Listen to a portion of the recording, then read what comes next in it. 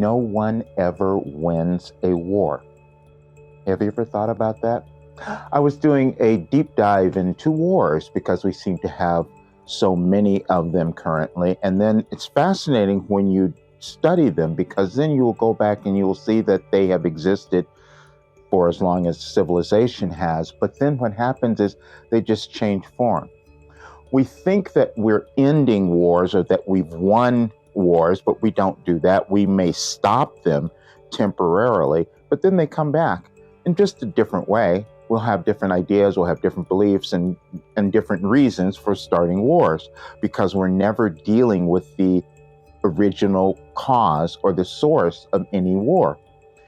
And I was led to this for several reasons. One was I had to look at myself, because I was given a message today that was given to me actually 3 years ago, and it was talking about our hypocrisy, because we all have it.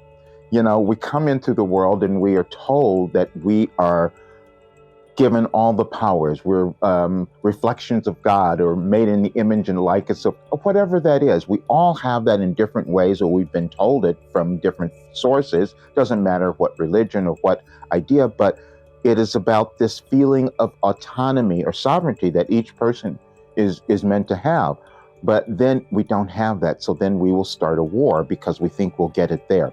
And the war is really fascinating, because it doesn't matter if it's in a country, if it's in a political party, a race, or whatever. It's all the same. The source of it is all the same. And that is, we are being hypocritical. We're not accepting that we are each individual beings that come into the world to offer something, and it's going to be different than others. Unique, but all necessary, every single person. But when we can't come to that within ourselves, then we keep creating wars. And I got called out on that. I've talked about my program for a while, but the thing that happened was I couldn't accept myself because it came about in a different way than anyone else. But see, that's the problem. We're all supposed to do that. When we come into the world, we bring something new.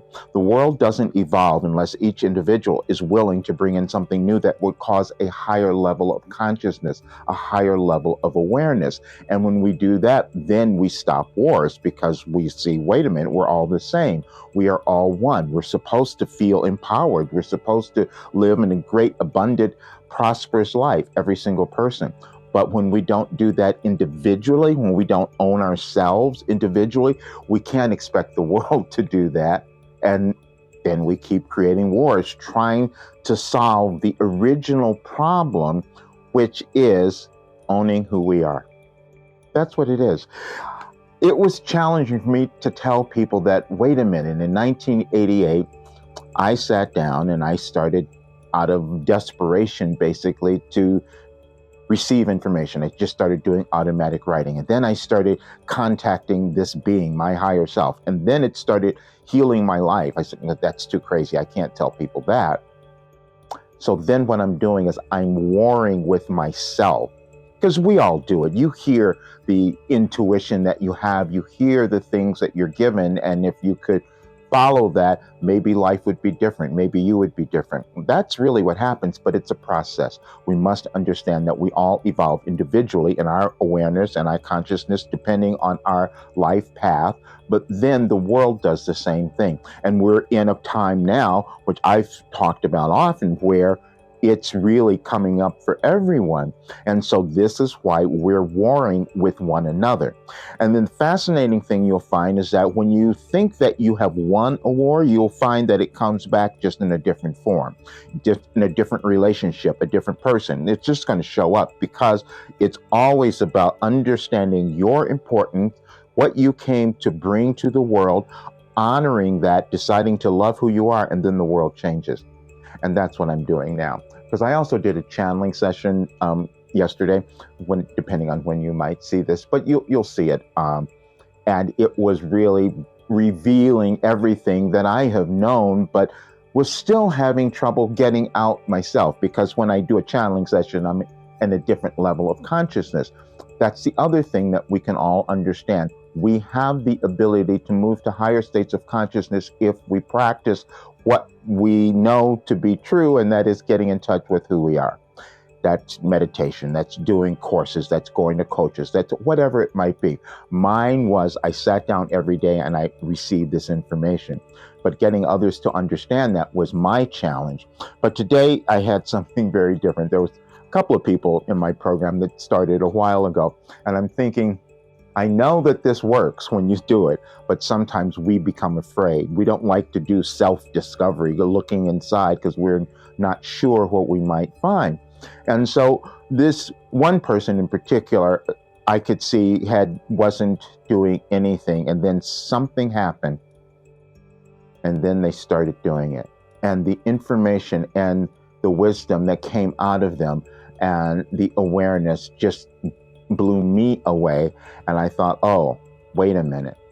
If that can happen with one person, what happens if it can happen with more?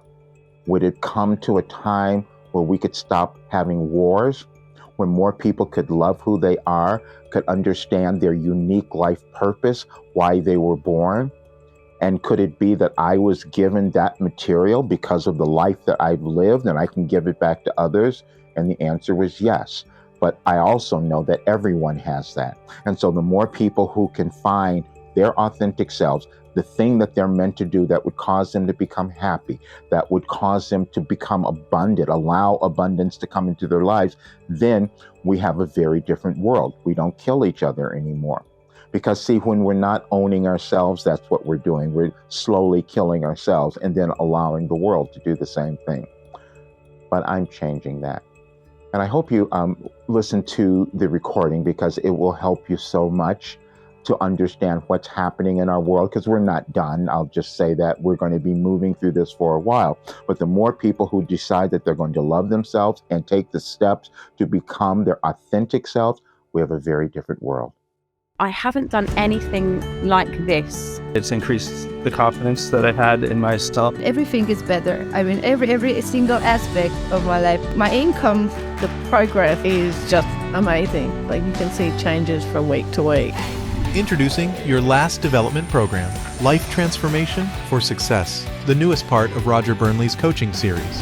In this 3-month online program, you will learn the mindset tools you need to dissolve the shame of your past, discover the gifts within you that make you important to the world, and get the confidence to rise above anything that stands between you and the life that you want.